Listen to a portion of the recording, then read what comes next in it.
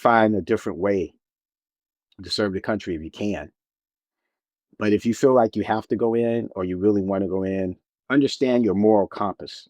If you're faced with having to make a decision about staying true to yourself or following a order that for your moral compass isn't right, don't be afraid to stand up.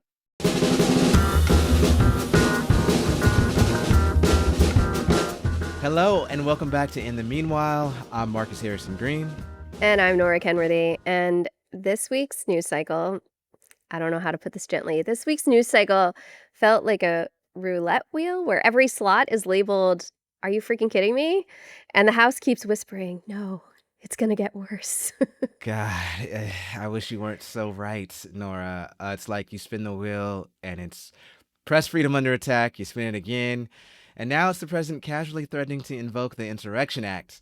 And then you spin it a third time and boom, there's a teaser trailer for the next American Forever War. Yes. And each one of those is tasteless in its own way. It's like Netflix suggestions for the end times, like, well, because you tolerated militarism, we think you'd love authoritarianism with overtones of Nazi iconography. God, isn't that just 5 minutes on X at this point? Yes. But God, I gotta say, like, honestly, I'm not sure if you caught it, but the president Yep. flipping off the auto worker at the Ford plant, it just Yeah. like barely registered. A year ago, maybe a little over a year ago, that would have been a weeks long scandal. Now it's just one more example of how the baseline for disqualifying behavior for an elected official has been lowered to the center of the earth. Yes, like Dante's fifth ring of hell levels. I mean, if we're going to be precise, though, he has been essentially giving the country the finger for a while now. I think we are all painfully aware of that, not just labor, but immigrants, civil liberties, the idea that power should even be restrained. So when we have a week like this, when the administration just starts posturing war towards Iran, Venezuela, Greenland, it doesn't feel so much like escalation as much as like a continuation of the madness. Yeah, I mean, to your point, right? I mean, this isn't really chaos. It's what you get when constraints are removed and a supposed co-equal branch of government decides not to function as one. Yes, Yeah. yes. Because whether it's federal agents firing tear gas and pepper balls and stun grenades, sometimes literally into cars full of children, or the repeated threats of military intervention abroad, it is the same playbook, the same set of tactics, sometimes even the same weapons, repurposed for different theaters of conflicts. In Minnesota, of course, we're seeing this massive federal enforcement operation under what they call Operation Metro Surge, that local leaders are accurately describing as an occupation, Yes. a siege. Thousands of armed agents have been deployed. Clashes are erupting after another ICE shooting. And Trump is out here on social media talking about invoking the Insurrection Act to quell the unrest of communities that are literally saying, please stop shooting us. Yeah, and can you know what would like quell the unrest if like maybe he just decided to like remove the ICE agents from the Yes. Minnesota area? I think there's at at by the most recent count 3,000 in the greater Minneapolis area. I mean, you would think if these issues are happening because of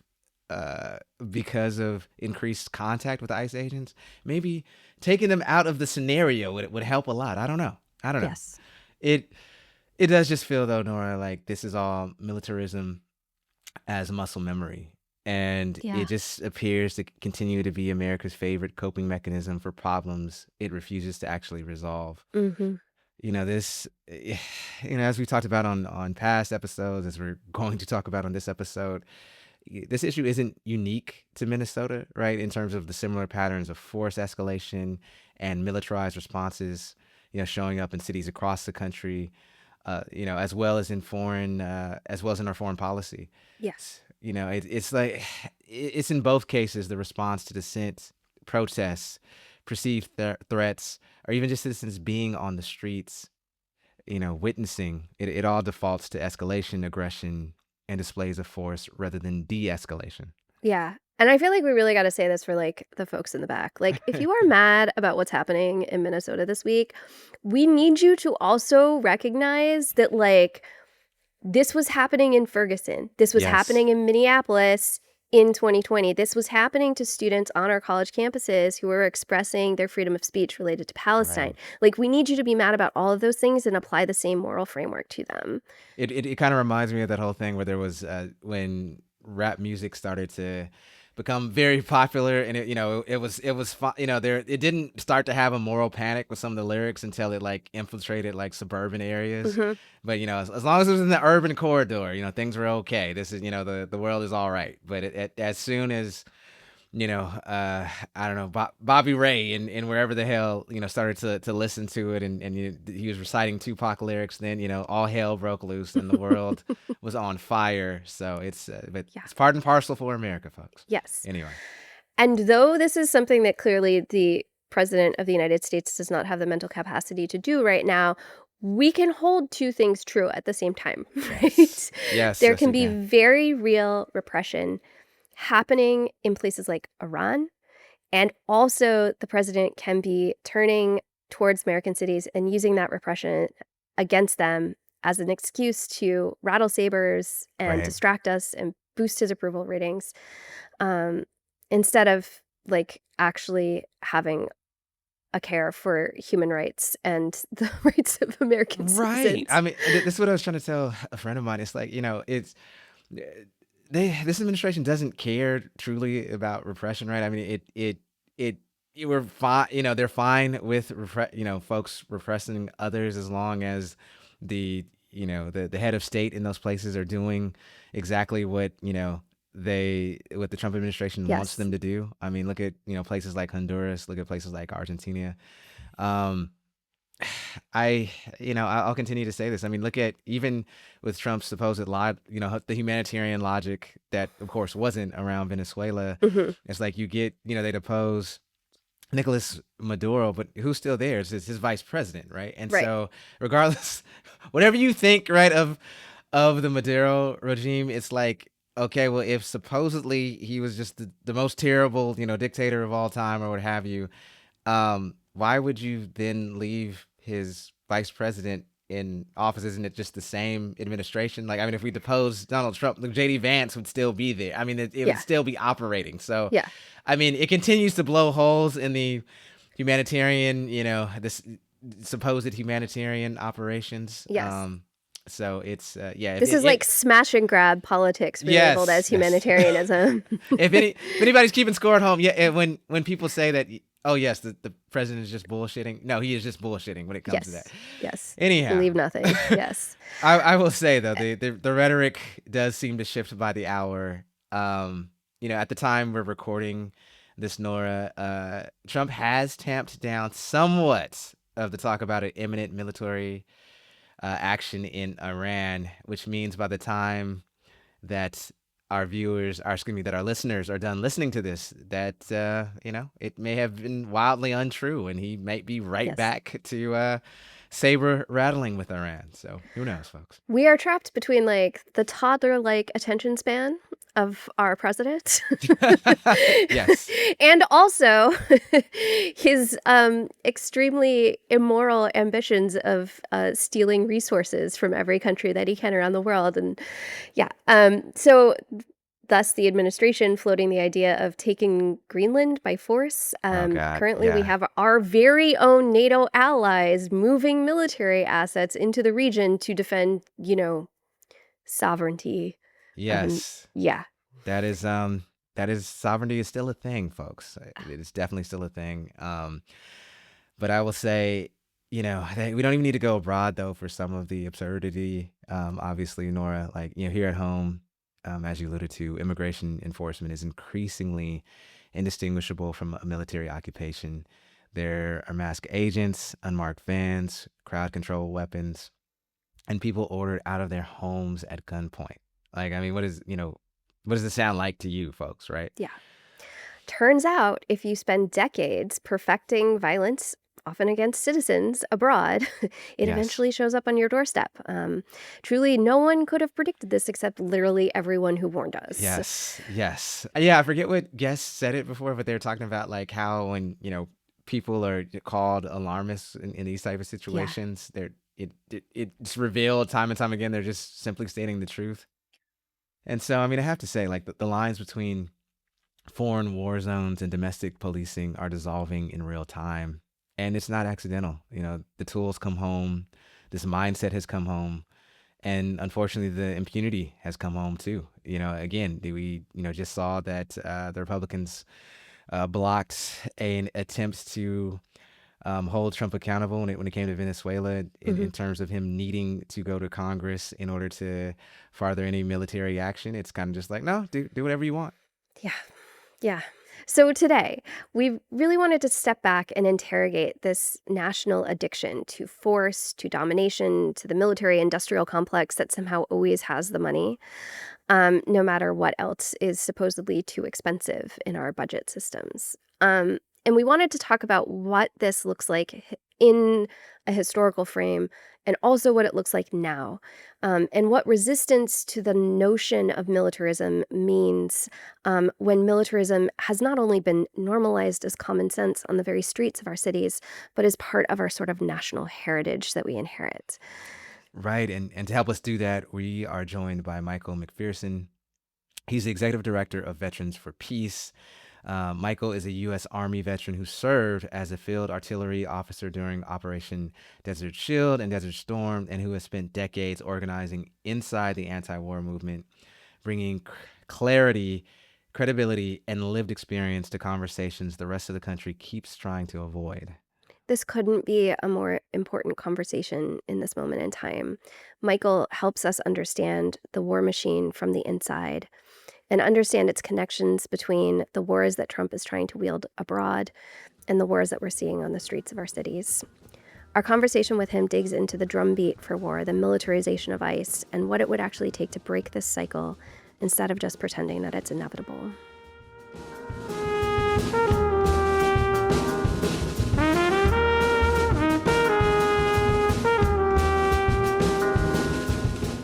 Michael, thank you so much for being here today. Unfortunately, this conversation is ever urgent with what's going on with us nationally, and so I want to ask, you served in uniform, and now you lead an explicitly anti-war veterans organization. For listeners who still see those identities as contradictory, how do you explain why opposition to wars is actually a deeply pro-veteran stance? Sure. I appreciate the question. Well, thank you for having me, both of you. I appreciate the opportunity always to talk about Veterans for Peace. Um, so I'll just, every veteran has a different story, right? So my story, in some ways, is simple. I grew up in a military town, Fayetteville, North Carolina. Fort Bragg's located there. It's called the All-American City. It has headquarters of Special Forces. The 82nd Airborne is there. Um, there's also an Air Force base now. I think it's called Joint Base Bragg or something. I don't know. They changed the names. I also grew up in a military family. My father didn't serve in the military, but I had uncles who served in the military. My grandfather served in World War II. Excuse me, in World War I. I had an uncle that served in World War II. Um, so I've always been around the military. And when you grow up in Fayetteville, it's one of those things that a lot of us do. We end up going into the military. And then you add on top of that, growing up in a military family, you're more likely going to, at a minimum, think about serving and probably will. My son also served for that matter. And my grandson um, thought about it, went in, but fortunately, I would say things didn't work out for him. So now I'm helping him figure out what he wants to do with his life. So I also grew up in the church, and my mother taught us God, family, and country. My mother was a school teacher. She always made us very much aware of our history as Black people.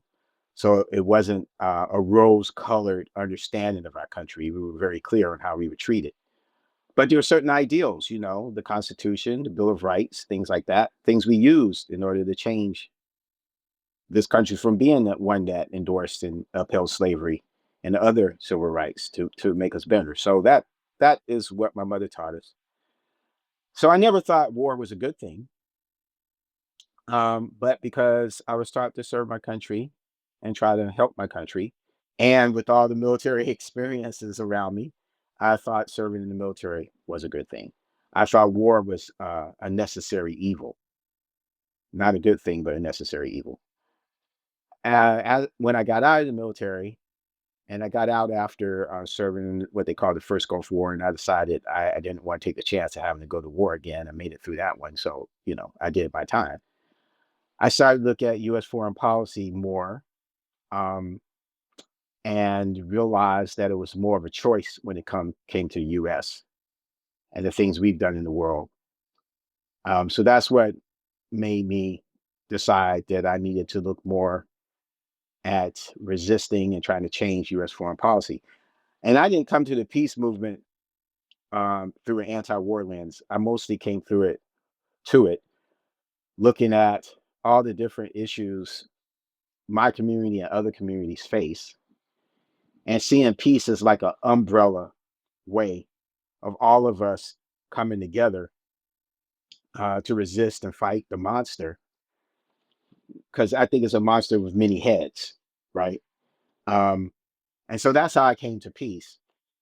So I wasn't even really necessarily looking at U.S. foreign policy, but then um, George Bush got into office and he wanted to start Star Wars back up, which was this missile defense, and I was totally against that. So that made me really look at U.S. foreign policy. And then right before 9/11, um, I was in New York. And I lived in New Jersey. I worked in New York. And I saw a sign of someone was holding up talking about 500,000 children had died in Iraq because of U.S. sanctions. Um, how, how much that's true or not, there's a lot of arguments. But the point being, children did die because of the sanctions. And that really hit me hard because that's the war I fought in. And I have some responsibility for that. So that even drew me more into looking at U.S. foreign policy. Then September 11 happened. And, I knew what the US was going to do, and I was against that. And so I found Veterans for Peace, and here I am. Michael, I want to follow up on your comment about the sort of multi-headed monster Yeah. of the US war machine, because I think one of the reasons we want to talk to you at this moment in time is because all of us are seeing that in a pretty stark light these days. We are openly threatening or posturing towards Iran, Venezuela, Greenland, other countries, and we also have ICE on our streets acting like it's fighting a war in many fronts in our cities. So, how do you see the connection between these two sort of fronts in American sponsored violence right now? Yeah. So, the US has based itself really on domination from the very beginning. Um, and dominating the land, dominating the people who are already here, a male supremacy point of view, claiming Christian supremacy, all those things. So I feel that when you have a system um, that's about domination, and don't get me wrong, I don't see this. I see war as a human problem. It's not just the United States, right? Because throughout human history, we've had some power trying to dominate others, and so we're the latest. Um, so what we have, I think, is what the U.S. developed here at home. It just took abroad. There's nothing that the U.S. is doing abroad that it hadn't done here. And then a lot of specifically now, a lot of that equipment and mentality again comes back. So it becomes like this circular thing, you know. Trump specifically, because people have to realize that there's almost nothing that we're doing that didn't have its roots in beforehand, and that other presidents didn't do. Um, Trump is like the out of control one of these presidents doing this because we hadn't controlled these previous presidents, but they at least had some humanity. They respected some things. They respected to a certain degree the rule of law, some of our traditions, whereas Trump doesn't respect anything. And he's a narcissist with a deep hole in his heart that has to be filled all the time. These other presidents weren't that way. But because Congress did not control, for example, their use of military force, now Trump thinks he's taken that and just use it however he wants, whenever he wants. Even President Obama having a kill list and going through and deciding who he's going to assassinate, and even made a claim that that the administration, the president, could decide to kill a U.S. citizen if necessary. That's in another country. They made that claim. Right, and I believe they did with Anwar Yes, Alaki, I believe that right. was I his think that's name, who was a right. U.S. citizen. So, Yeah. but Congress never held these presidents responsible, or passed the law as Congress, not as Republicans or Democrats, but as Congress, uh, to put a check on the powers of the president.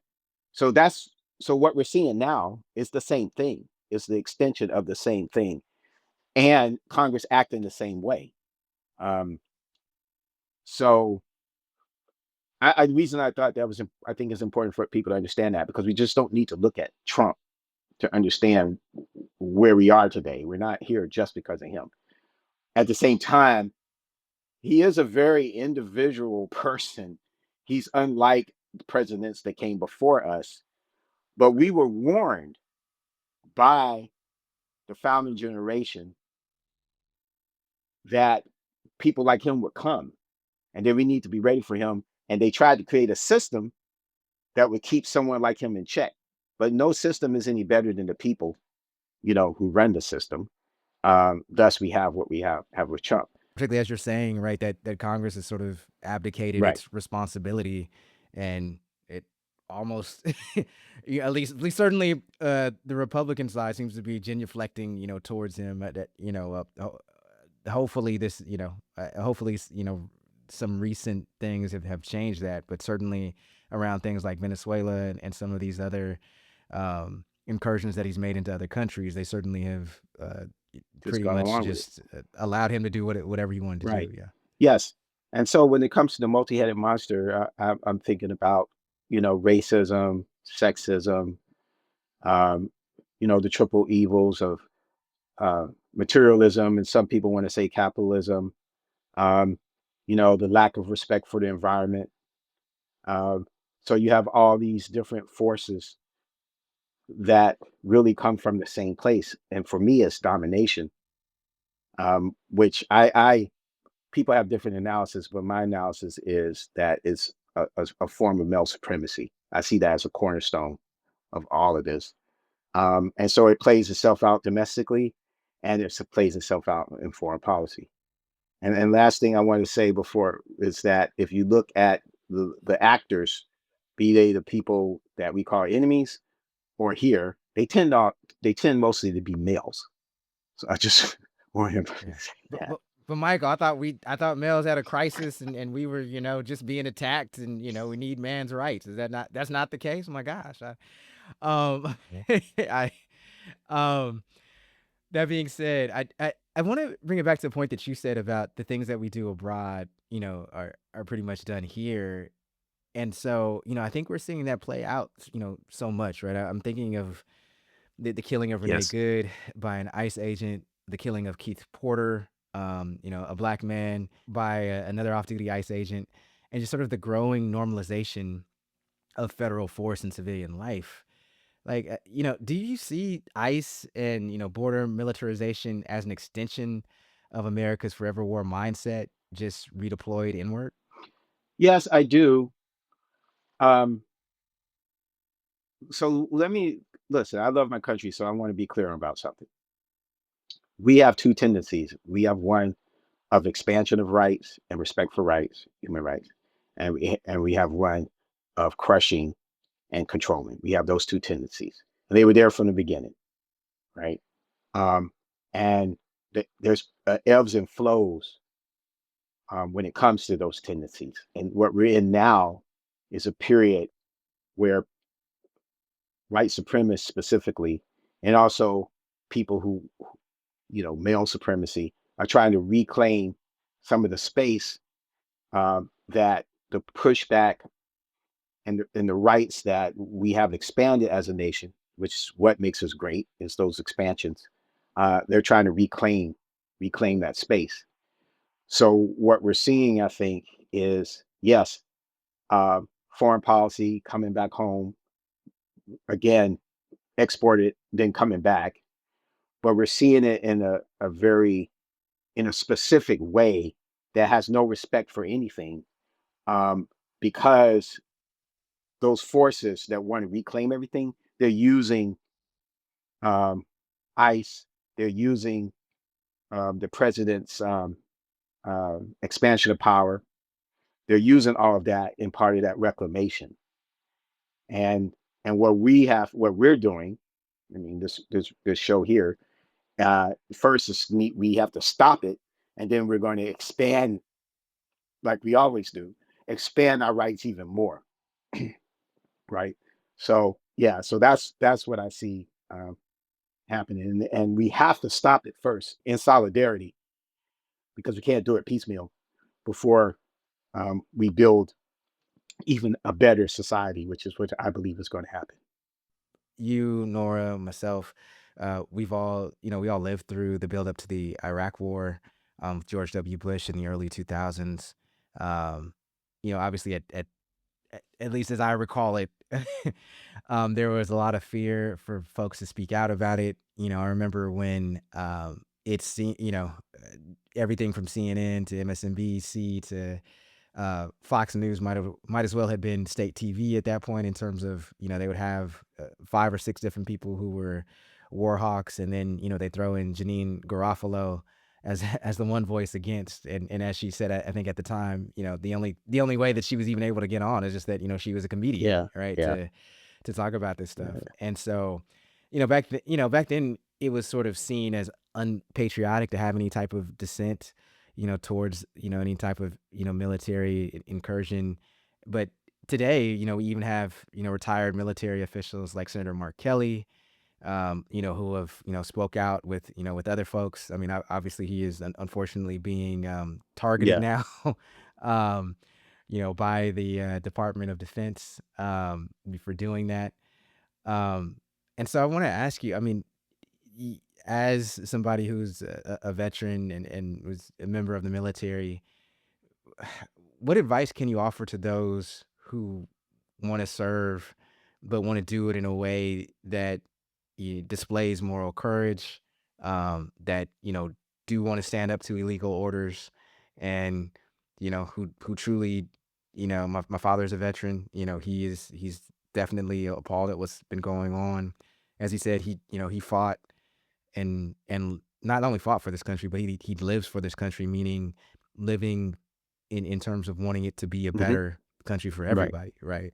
And he says, it's sometimes it's a lot harder to live than it is to die for something you Mm-hmm. believe in. Um, and so that's a question I want to pose to Hmm. you is, what is that, what would you say to somebody who's, a 24, 25, 26 year old, sees what's going on, doesn't like it at all, because it's antithetical to, their beliefs in what should, Hmm. and how they should be Yeah. serving. Well, before I answer that, let me say, um, after September 11, and I guess partly because I am a vet and I feel like I served, I always feel like I can say what I want to say. Um, so I got out in the streets, and I know I'm not unpatriotic. So people calling me unpatriotic or communist, whatever, didn't mean anything to me. I thought it was funny. Um, and fortunately, I found Veterans for Peace, which, as a group of veterans, is even harder to call us that. And I know that we made space for other people to be able to speak out because of what we were saying as veterans. It made it easier for other people to say the same things that they agree with. So that's one role that's important for veterans who believe in the Constitution and peace and justice, etc., to make sure our voices are heard, to make political space for others to feel safe, at least rhetorically, and to whatever extent we can actually help them feel physically safe to speak out. Um, I would tell people not to go in the military, especially right now. Generally speaking, um, in the past, when I've gone to do counter recruitment or truth in recruiting, I talk to young people about what it means to go in the military and how the recruiter's not going to tell you about post traumatic stress. They're going to tell you that you can get in and that you'll get money to go to school. And not that that's not true, but most people end up not actually being able to use those funds, and especially while you're serving, you're not going to have the time that they claim that you're going to have. So I try to help them navigate the realities versus what they tell you. But at the same time, if you do want to go in, I mean, it's done some good things, many good things for me. So I can't pretend like that it's not necessarily a career path.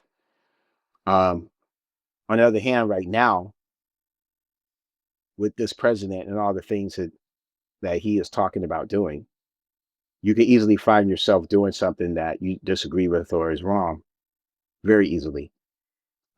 So this is not a time to go in and serve. Uh, and it's not, you can serve the country in many ways. That's the thing I really didn't realize. And so find a different way to serve the country if you can. But if you feel like you have to go in or you really want to go in for whatever reason, try to be understand your moral compass.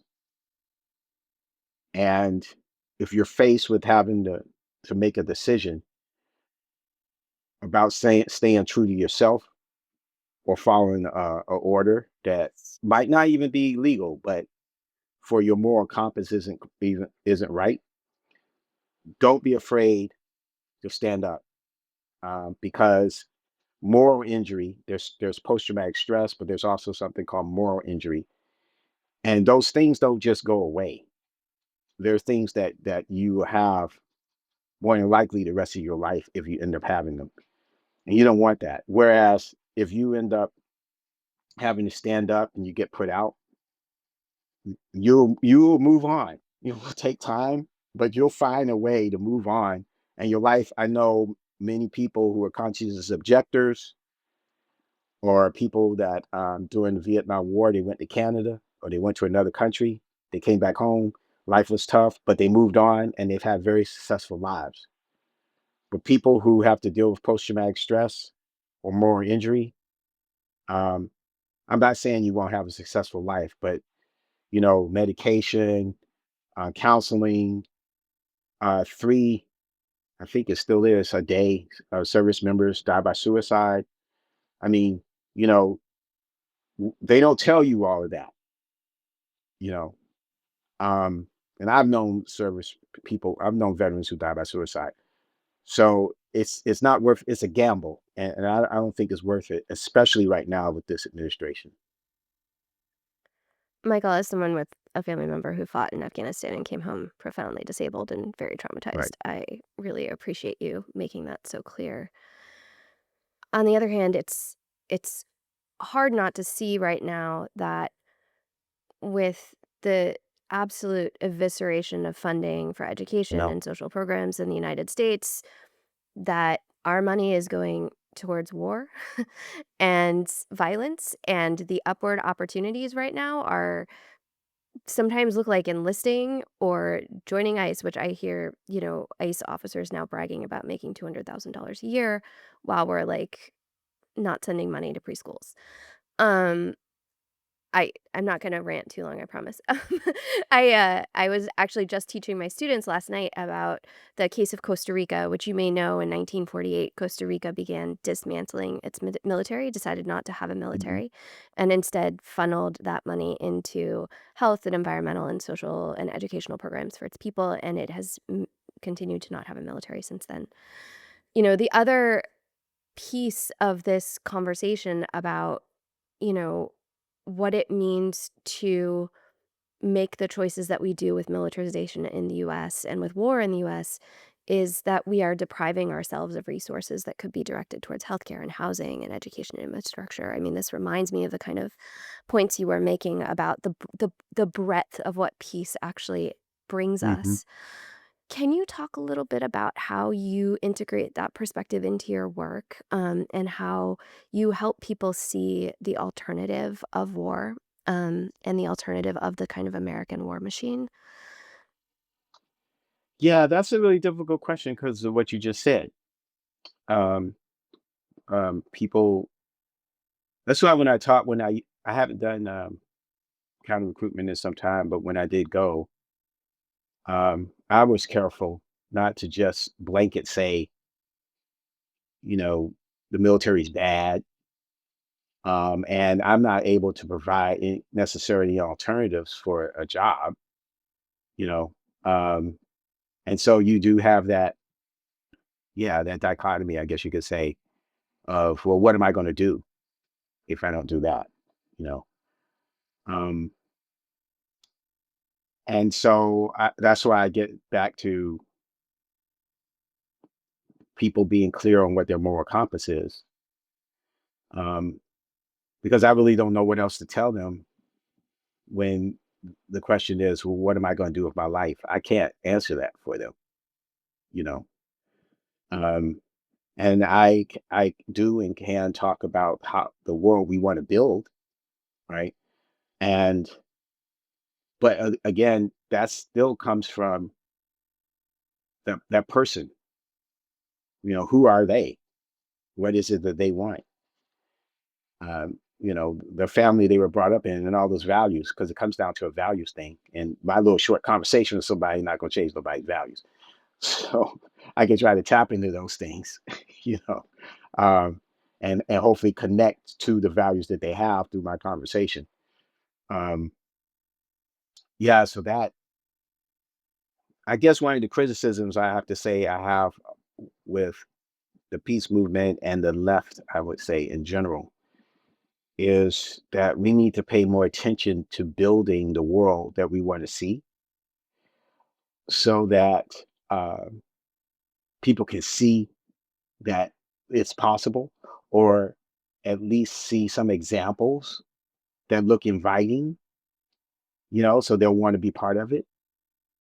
Um, and I think that gets to answering some of what you're saying, because we as individuals can't really do that. We have to do that collectively. And some of our sometimes being purists and making demands on people that many times I have to say people don't make of themselves in certain other areas, like we all have our blind spots, make it difficult for people to see, not think of us as hypocrites, right? Um, so I honestly feel like, we're the answer ourselves, all of us, we're the answer. And so the more that we build, the more of what you're talking about, people seeing the alternatives to military service, seeing where funds can go, seeing that the world can be better. Um, and let me just add this part, because if I can't see peace in my neighborhood or in my city, if I can't see people, and look as progressive as Seattle is, and I put that in quotes, uh, the problems that we have, we need to figure out how to solve them to a better. I mean, we can't completely solve on, on homelessness or shelter, but we can do better than we're doing. All right. So until we able to come together, I mean, do people even go out and talk to any of the unsheltered people? How many people? I'm asking your audience. When's the last time you talked to somebody, asked them their name, you know, gave somebody a little bit of money, helped them feel human? When's the last time you done that? If you haven't done that, I don't even think you need to be criticizing nothing anybody else is doing. And that's just one example for me. So until we figure out how to be better, it's hard to answer that question for that young person looking for, well, what am I going to do with my life other than go in the military? Yeah, I think it was the writer Mark Fisher who said that when we're looking at alternatives, we need to we need to present something that's a true rival to the systems that That's we right. have right That's right. now, so that people, to your point, Michael, it's, it makes it easier for folks to come over to our Mm-hmm. side here. Um, that being said, man, I want to ask you, there's a there's a centrist commentator who I won't mention his name. Nor and I we frequently lampoon him in text threads and so forth. But he's a fairly well-known podcaster. But the other day, he was talking about it, how he was talking about Iran and how, he was a hawk on Iran, and what good is it to have $1 trillion military if we can't use it? And that certainly channeled, former Secretary of State under Bill Clinton, Madeleine Albright, who I believe was talking to General Colin Powell at the Mm. time. And he was I forgot what specifically, where they were specifically talking about invading, but General Powell was sort of like, for all his faults on other things, shall we say, he was like, look, if we break it, we have to Mm-hmm. fix it. And Madeleine Albright essentially was saying, like, well, what is it, why do we have this, behemoth of a military if we don't use it, Mm. right? And so, you know just scanning the news and looking at, while there are folks who are obviously dissenting with some, with this potential Dundro doctrine, shall we Yeah. say, whether it's Venezuela or Yeah. elsewhere, there are certainly folks who are, starting to cheerlead it.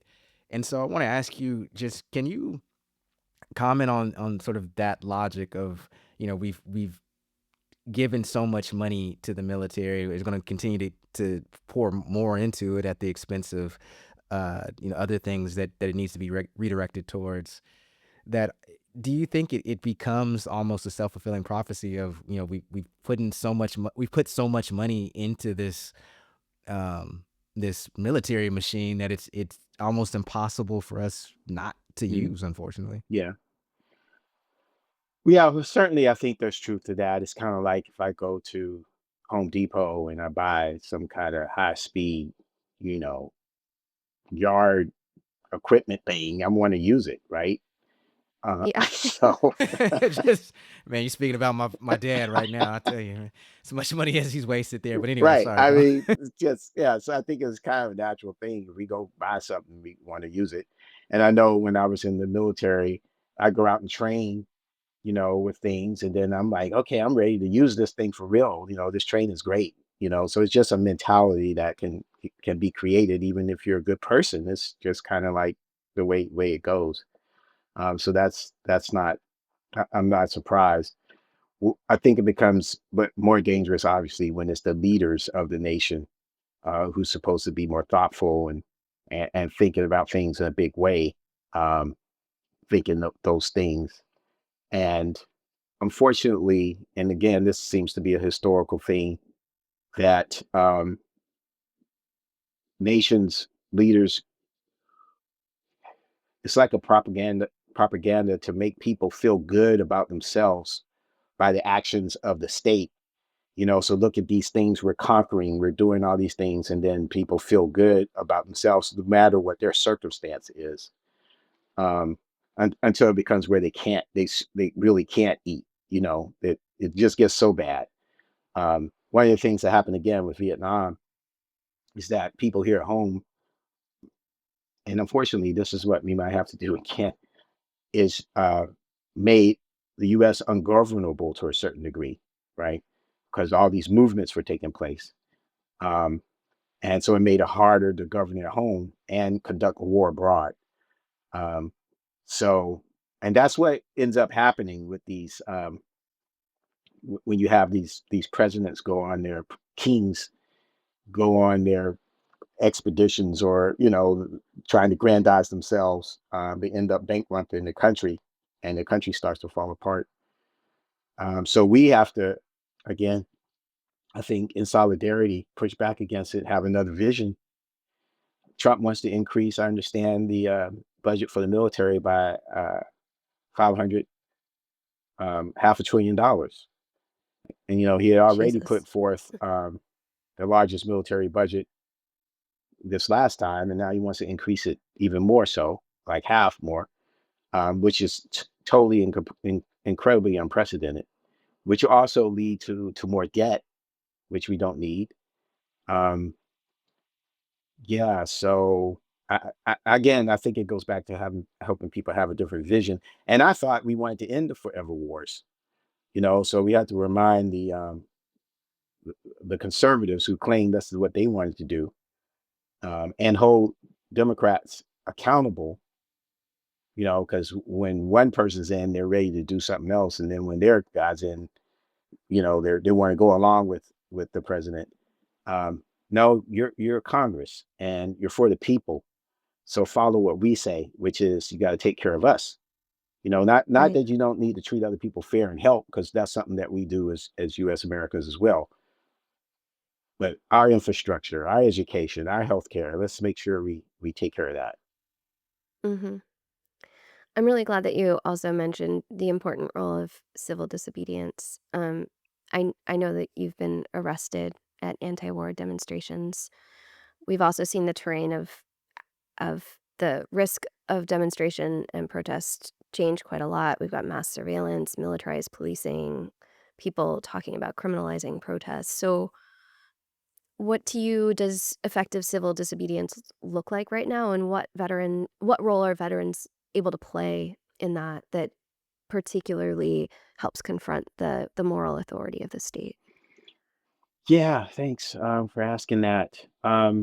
So I think the role the veterans play, and we have to make sure that when we as veterans participate, not as an individual veteran, but as a group in an action, that people can see whatever the connection is as a vet, and that rhetorically what we're talking about, if it's like due process, for example, which is part of the Constitution, which I took an oath to defend, and that's why I'm here.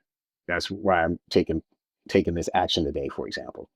Or when we did the action in D.C. before Trump's military parade, um, we were calling for benefits for veterans, and for the military to get out of the streets of the U.S. As vets calling for that, and that's a clear thing. Um, so I think, and then that makes space for other people to do again the same.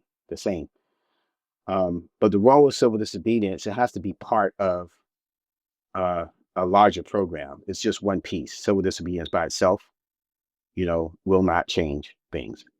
There has to be education. Um, there has to be, I think, focused boycotts, and people have to understand that it has to be sustained. Um, and civil disobedience ends up being an escalation. It's an escalation, so it's the highest level, in the resistance, because once you do the civil disobedience, is what else is going to do. So that's why it needs to be part of a thoughtful escalation process. Um, and of course, the more people you can get when you get to that point, the more people you can get to do it, the better, because then you can clog up the jails and they won't have a place to put you and all that kind of stuff, in the courts and things of that nature. And I think it helps move people's moral conscience, because they see so many people willing to put themselves on the line, um, to for what's right. Um, so that's kind of how I see it. And then I was just recently reading some pieces by King that talked about how these things have to be. It's not just one or the other. They have to be together. Um, Nonviolent civil disobedience with other pieces, like I said. Yeah.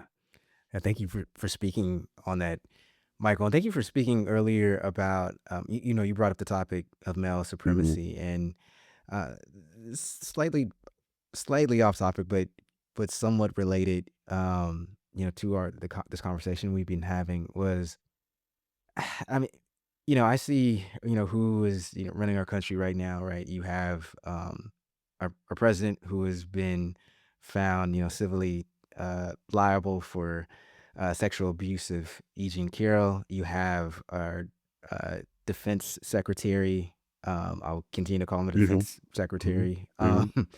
Peter Hegseth, who has certainly been credibly accused of sexual abuse, and the list sort of goes down the line when you look at folks who are in Hmm. leadership. And so I want to ask you, particularly as these conversations in the zeitgeist right now about sort of the crisis of manhood and males and so forth. And this isn't to say, and like I don't want to trivialize anybody's Yes. suffering, because I think that I think young men are suffering, Yeah. right? Just as much as young women Yes. are suffering, and just as much as our trans folks are and kin folks are suffering, and just as much as everybody else is. And here's the thing that I that is sort of lost in the conversation is we are suffering because of this sort of male supremacist um you know, uh, just approach that we have to, and philosophy that we have, to life here. And so, how do we get folks to be like, yeah, no, you definitely are. Your suffering is real, but this is the reason that you are Yeah. you are suffering. You're not suffering because men aren't in leadership, or men aren't in. Our cries aren't heard as much as anybody else's. Like, how do we actually get to them to just see like, hey, this is the truth, and it is because of this system that we continue to perpetuate is the reason that you are suffering. Not these other folks aren't to blame, who are also suffering along with you. Yeah. Yeah. Wow. That's a really good question. And, you know, I can just say what I think. I don't really know, you know, um, because one of the unfortunate things, but it's part of how the male supremacy system protects itself, is that it wraps other things around itself. So it looks like these are the things that are the problem. Like, so I know this is heretic speak, I guess, on the left when I'm gonna say what I'm about to say. So everyone's always talking about capitalism, you know, but every issue, every problem that we have before there was a capitalist system, we had these problems, right? So capitalism is a system that is used to oppress. It is not the source of the oppression. It's a tool of the oppressor. Um, so it's hard to get people to like peel back, to see, well, what's under this. Then other thing, when I've talked to many men about this, they get offended as men, right? And I'm like, I'm not trying to say that if we had a matriarchal system, everything would be perfect. That's another thing they start talking about. Well, what about they give me examples of some things women have done? It I'm not, it's amazing how fragile we can be at right? times. Yeah, right. I'm like, I'm not saying that. Um, so so I tried to talk to them about how women, just like if you're whoever you are, whatever your group is in a system, you have to navigate that system. And so, in many ways, some of the things of that system, because everybody has ambitions, everybody wants to do well, everybody, wants to make money. I mean, or whatever system you're in. So you're going to try to figure out ways to do that because that's what gets rewarded. So don't, you know, um, so these end up being obstacles to people. I feel like seeing what's at the core. And again, this is not to demonize men as if men ourselves are the source of it. No, but this system that we have created, which clearly for hundreds of years we have been the main architects of everything that's happening right now, all the philosophies and everything. Just recently have women had the opportunity, although they have always um, impacted and contributed to things. So that's not what I'm saying either. But until recently have they really had the power to try to change the things rather than just navigate it, right? Um, so to me, it's very clear. How you make it clearer to others, really, I don't know. I just try to talk about it and try to remember to talk about it because I'll end up talking about all these other things, you know, which need to be talked about, and I'll forget about that because nobody really wants to talk about that, right?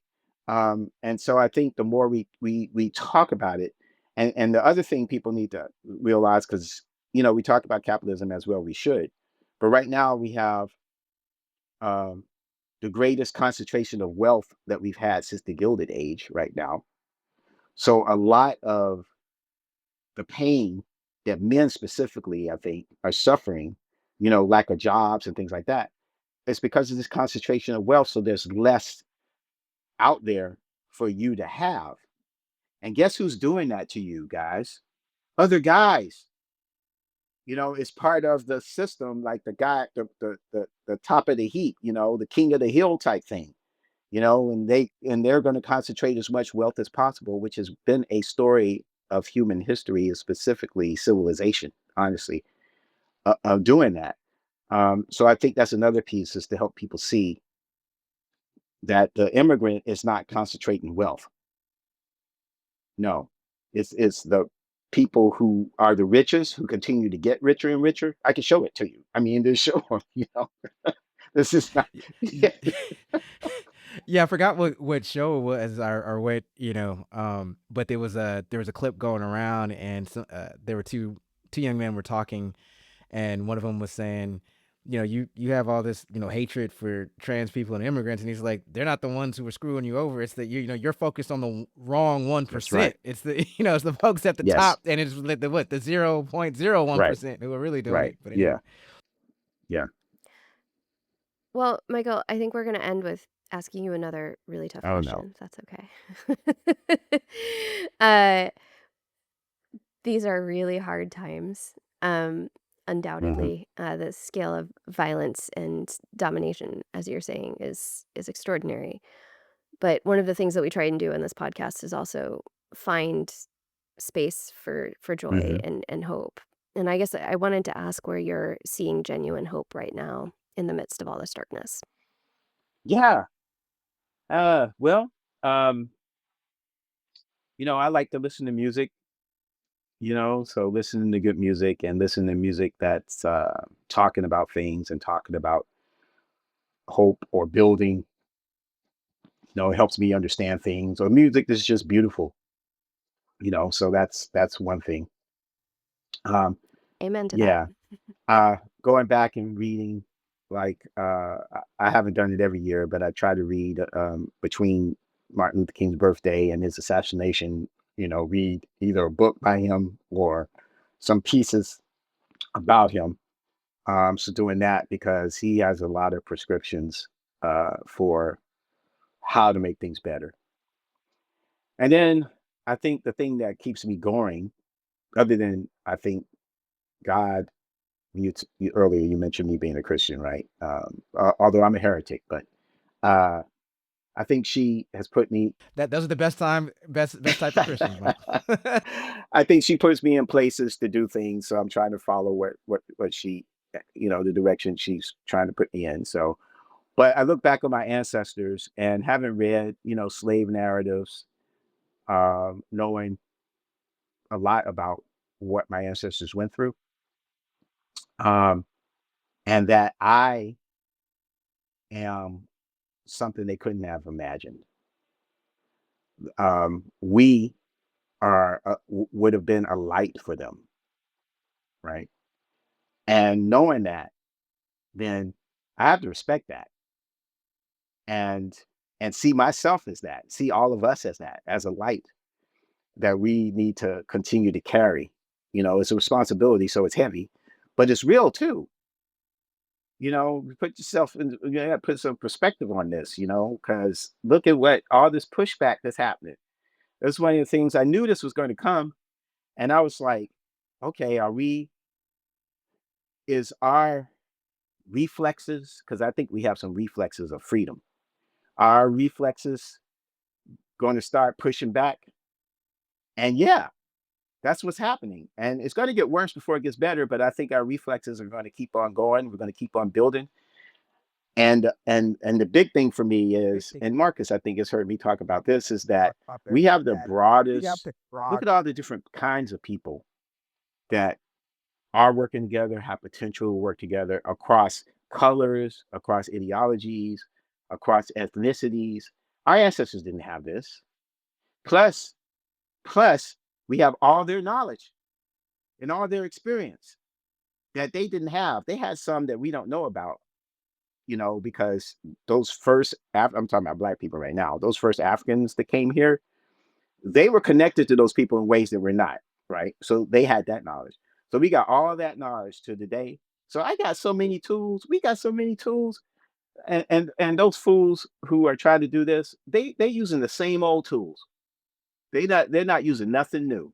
It might be a little more powerful and stuff like that, but this is all the same game. We building something new, and that's exciting for me. So I feel like we're gonna do it. We are doing it, and when we stop them and we start pushing back and whether cultivating new ground, what's going to come out of that is going to be something even more beautiful. So I'm excited about it. Yeah. Well, hey, you got us excited, Michael, and I'm sure you got plenty of our listeners excited as well. We again just want to thank you for taking the time to be here.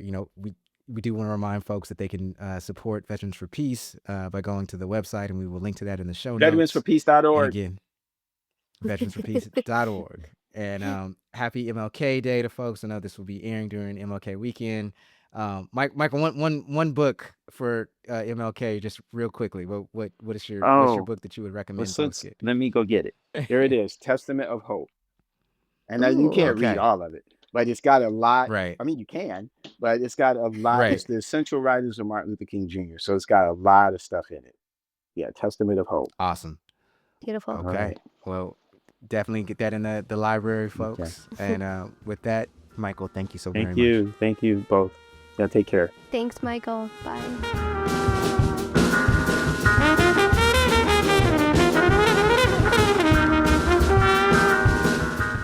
Yeah, Nora, honestly, there's not much more to add to the conversation, quite frankly, that we had with Michael, other than to say it all keeps going back to something Gabriel Teodoro said, a past guest on our show, where the more people show up, the more people who say something, right? Yeah. The easier it gets for others to speak up, the easier it gets for others to get out in the streets, right? The easier it gets for other people to stand up. And again, I mean, folks, ultimately, that's the thesis of this podcast in a nutshell. Yeah.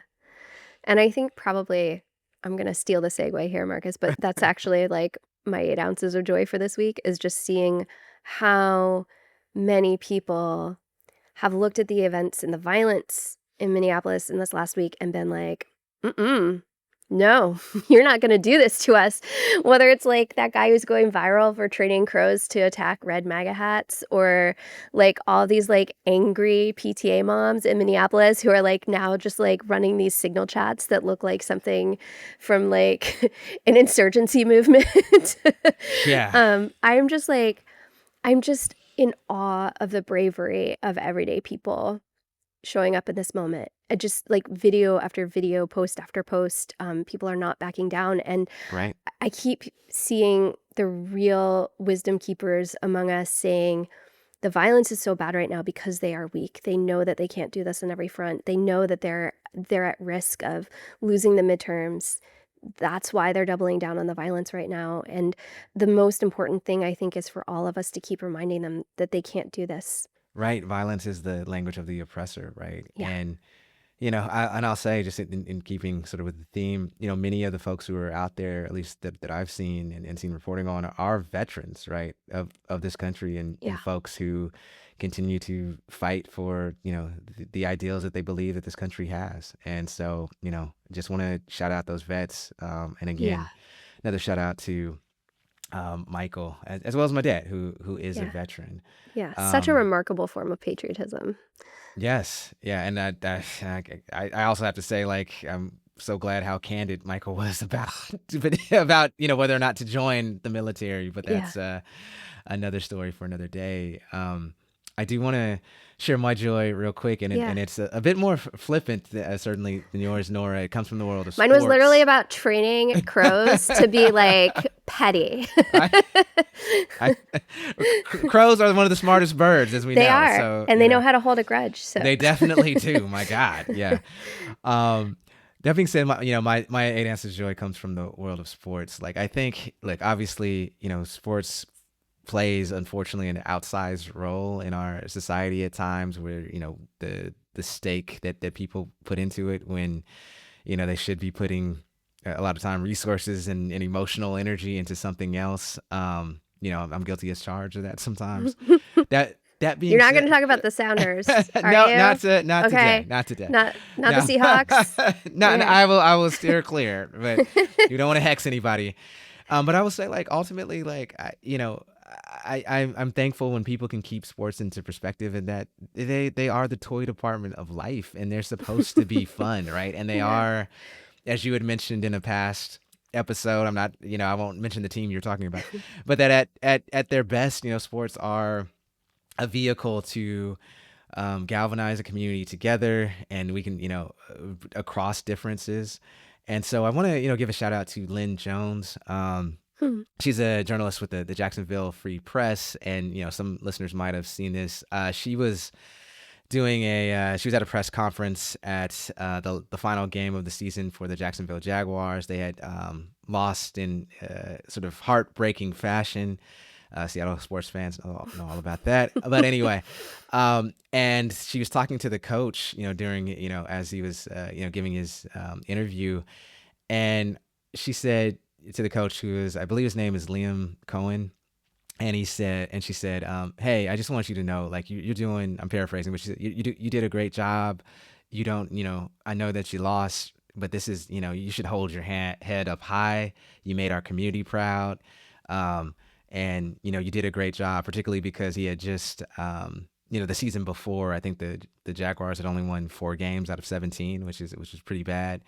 And she ended up getting a lot of blowback for that from a lot of sports journalists who were like, oh, she shouldn't have said that, or that this is beyond the pale, and yada, yada, yada, particularly at a time when, hopefully our listeners don't watch a lot of sports TV, but I mean, it's just constant negativity where people are berating folks and so forth. And here was a moment that I thought was so great, where you had this person sort of keep it in perspective, right? That sports, again, are the toy department of life, right? And to be able to just, say something kind to somebody, Yeah. it wasn't anything out of the pale or beyond the pale. She said it was an objective fact. The community was proud of this guy, and she was simply just expressing that. And so I want to, I do want to give a shout out to a couple of the journalists who originally had criticized her and then did a very public apology, Oh, to that's her. nice. Jamel Hill, shout out to her. Yeah. Like, I was kind of surprised, honestly, that Jamel had, I'm a huge fan of her work. It had originally, criticized Lynn Jones, because Jamel Hill herself is often criticized unjustly by a lot of sports media. And so it was great, though, to see 2 Black women have a public sort of reconciliation and apology, and also just the fact, again, of keeping sports into perspective, that they are supposed to be fun, and they are supposed to be something that a community can be galvanized around. And so thank you, Lynn Jones, for a dose of joy at a time when we need several. So anyhow. Well, as someone who only pays attention to football when it emulates the vibes of Friday Night Lights, I am like fully supportive of this story. Absolutely. Well, Nora, shall we bid adieu for another week? We shall. It's another week down, folks. Another 7 days of history happening so fast we can barely keep up. We are doing okay. We're not doing great, but okay is basically our aspirational target now. So if you'd like to support the show and help continue our live processing existential dread into microphones, you can head to inthemeanwhilepodcast.com.